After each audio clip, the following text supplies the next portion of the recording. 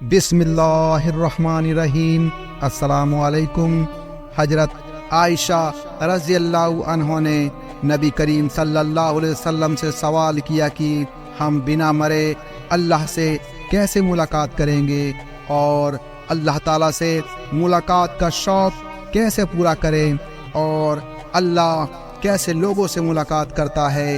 ناظرین، ایک حدیث میں حضور صلی اللہ علیہ وسلم نے فرمایا، ترجمہ: جو آدمی اللہ تعالیٰ سے ملاقات کو پسند کرتا ہے اور اس کا دل چاہتا ہے کہ میں جلدی سے اللہ تعالیٰ کے پاس جاؤں، تو اللہ تعالیٰ بھی اس سے ملاقات کو پسند فرماتے ہیں۔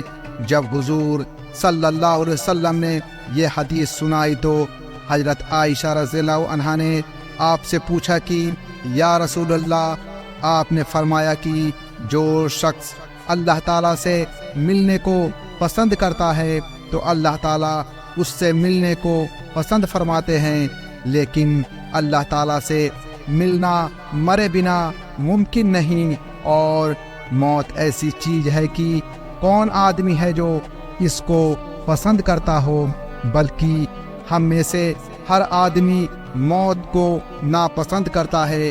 اس لیے اس کا مطلب تو یہ ہوا کہ کوئی بھی شخص اس معیار پر پورا نہیں اتر سکتا کہ ہم اللہ تعالیٰ سے ملاقات کو پسند کریں۔ حضور صلی اللہ علیہ وسلم نے جواب دیتے ہوئے فرمایا، اے عائشہ، اس کا یہ مطلب نہیں ہے جو تم سمجھ رہی ہو، بلکہ اس کا مطلب یہ ہے کہ جب ایک مومن اللہ تعالیٰ کی رضامندی اور خوشنودی اور جنت کا تصور کرتا ہے تو اس کے دل میں یہ خواہش پیدا ہوتی ہے کہ کاش میں جلدی سے اس مقام تک پہنچ جاؤں۔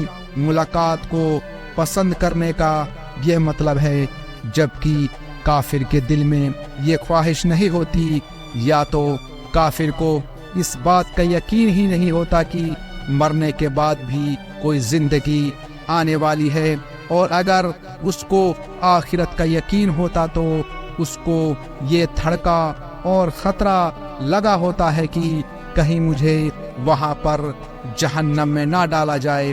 اسی وجہ سے کافر کی یہ خواہش ہوتی ہے کہ جو مجھے اڑانے ہیں یہیں پر اڑا لو، لیکن جو اللہ تعالیٰ کے بندے ہوتے ہیں، جن کی دنیا اور آخرت کی حقیقتیں حال معلوم ہوتی ہے، ان کا ذہن اصلی وطن کی طرف مائل رہتا ہے اور اصلی وطن میں جانے کا شوق ان کے دل میں لگا رہتا ہے۔ حضرت مولانا مظفر حسین صاحب کاندھلوی رحمت اللہ علیہ، جو بہت بڑے بزرگ گزرے ہیں اور ان کے حالات اور واقعات بڑے عجیب و غریب ہیں، کسی نے ان کی داڑھی کے سفید بال دیکھ کر ان سے کہا کہ آپ تو بوڑھے ہو گئے ہیں۔ انہوں نے داڑھی پر ہاتھ پھیرتے ہوئے فرمایا کہ ہاں، بال سفید ہو گئے ہیں، اللہ کا شکر ہے، وقت قریب آ رہا ہے، منزل قریب آ رہی ہے۔ ایسا معلوم ہوتا تھا کہ اصل وطن کی طرف جانے کے شوق میں ہیں، اس لیے کہ مومن یہ چاہتا ہے کہ میں اللہ تعالیٰ کے حضور پہنچ جاؤں اور وہاں پر میری حاضری ہو جائے۔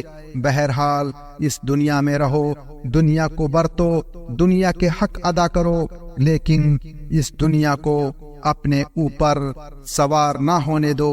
لیکن اس کا یہ مقصد نہیں ہے کہ آدمی دنیا چھوڑ کر جنگل میں جا بیٹھے، یا دنیا میں کمانے کا دھندا چھوڑ بیٹھے، یا بیوی بچوں کو چھوڑ بیٹھے، یا دنیا کے تعلقات کو ختم کر دے۔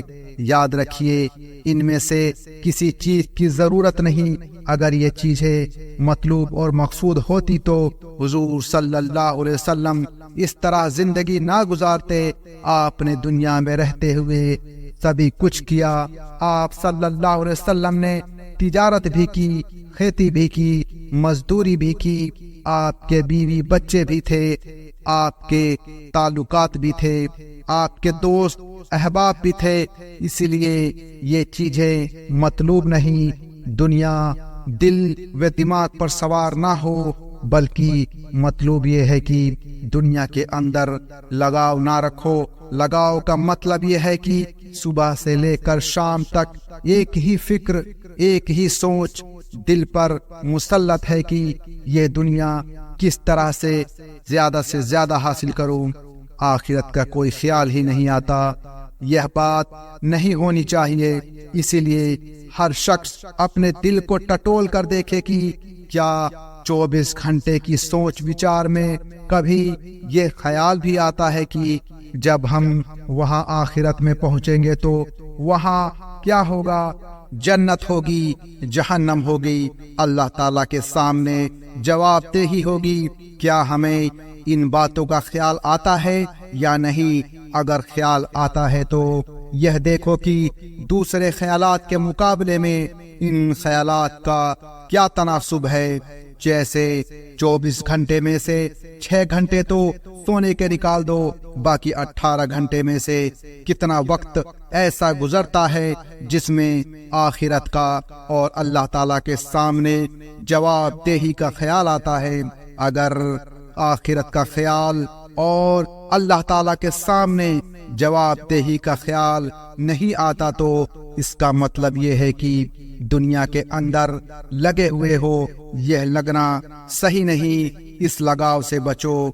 اللہ ہمیں ان باتوں پر عمل کرنے کی توفیق عطا فرمائے اور اللہ ہم سے بھی ملاقات کو پسند فرمائے، آمین۔ پیارے دوستو، آج کے لیے بس اتنا ہی۔ ہم امید کرتے ہیں کہ آپ کو آج کا یہ ویڈیو پسند آیا ہوگا۔ اس ویڈیو کو لائک، شیئر اور ایسی ہی ویڈیوز دیکھنے کے لیے چینل کو سبسکرائب کریں۔ ہم ملتے ہیں آپ کو اگلی ویڈیو میں، تب تک کے لیے السلام علیکم ورحمۃ